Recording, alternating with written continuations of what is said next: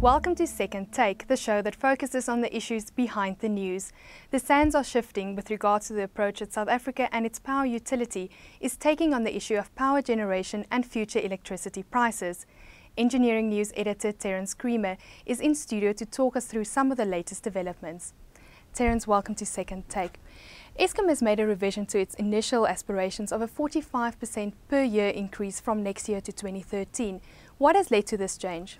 Well, they initially submitted on September 30th a late night call to NERSA. And that proposal was, as you say, the 45% a year for 3 years until 2013. But since then they've had consultations with various role players and stakeholders, specifically with National Treasury and SALGO, which I think gave them the signal, along with the rest of South Africa, that look, 45% is not a sustainable figure, especially in the context of a country just coming out of recession. So that they should go back and polish their numbers and see what they could do to reduce that figure further. A big part of Eskom's new approach to funding is the way that it looks at the BUILD program. Eskom is now suggesting that there should be private equity injected at the project level, and it also says that it's not going to build Coal 3. Can you talk us through some of the changes? Yes, I think it wasn't an Eskom sticking to script. You know, all its previous proposals has really been Eskom about saying that we are the supplier of last resort, we are the utility here, we have to supply everything. I think there's a big acknowledgement in this latest proposal that Eskom simply can't do it all. They don't have the balance sheet to do it, they don't have the resources to do it, human and otherwise, and we need help and we need to lean on the private sector. And a big part of the proposal is to, one, delay Kusile by a year, but also use that time, possibly 12 to 24 months, to try to seek a private equity partner for Kusile.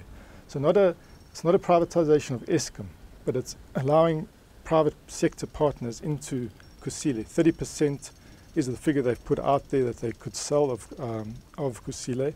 That's 40 billion, because this project is 142 billion rand. So you can see it's a fairly big change in mindset at Eskom.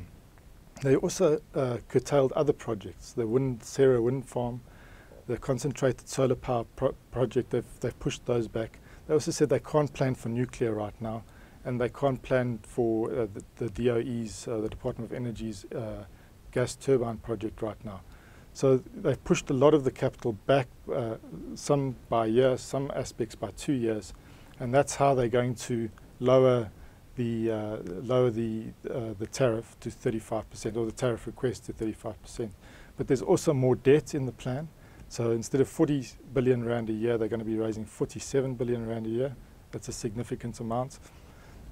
And there's also a big request for the demand side management. 8.5 terawatt hours by the end of the period is what they would want to have reduced our demand by, which is effectively a Coburg.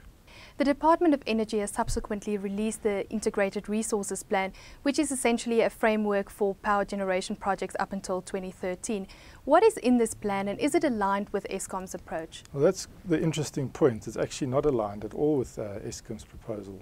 Eskom came out pushing Kusile back from 2013 first unit to 2014.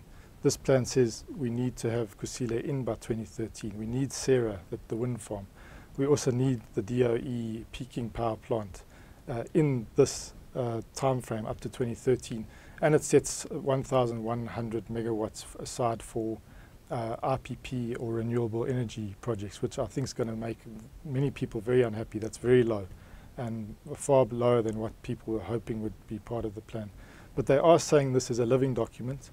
It's going to be overhauled really by June next year with what they call IRP2.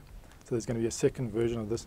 This initial version looks to me trying to put the horse back before the cart. So the cart bolted in the form of the MYPD2 application that Eskom put through. But the regulations say that you have to set the capital side or the capital project side or make your determination based on the IRP. Now the IRP didn't exist, so it looks like they had to get that horse ahead of the cart, which they've done. They've published something. It's going to make people, I think, quite unhappy and uneasy. But they are saying we're going to go into a thorough consultation process from January, where we come up with a 20-year vision. That 20-year vision will then be renewed every 2 years as the variables change. So there isn't alignment, but that might be a healthy thing because the IRP must now dictate the future of our power generation supply system, not Eskom. Terence, thank you very much. That's the Second Take show for this week. Join us again next time for more news analysis.